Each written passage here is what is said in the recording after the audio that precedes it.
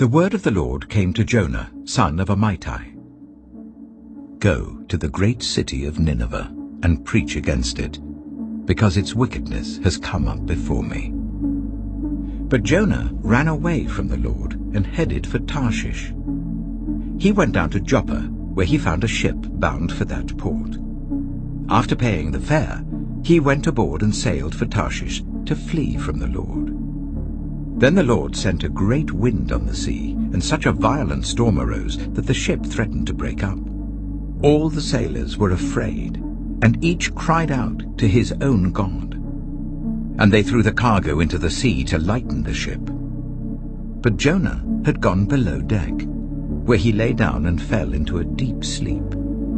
The captain went to him and said, "How can you sleep? Get up and call on your God. Maybe he will take notice of us, so that we will not perish." Then the sailors said to each other, "Come, let us cast lots to find out who is responsible for this calamity." They cast lots, and the lot fell on Jonah. So they asked him, "Tell us, who is responsible for making all this trouble for us? What kind of work do you do?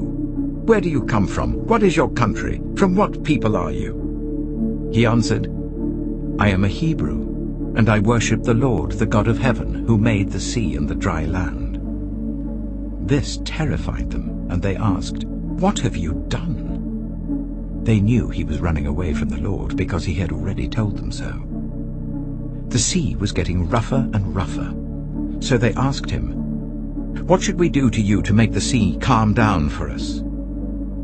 "Pick me up and throw me into the sea," he replied, "and it will become calm. I know that it is my fault that this great storm has come upon you." Instead, the men did their best to row back to land, but they could not, for the sea grew even wilder than before.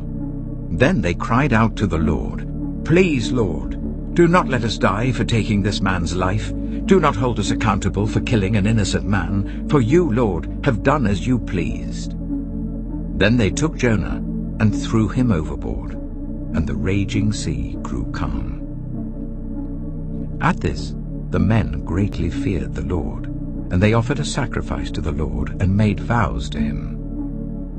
Now the Lord provided a huge fish to swallow Jonah, and Jonah was in the belly of the fish 3 days and 3 nights.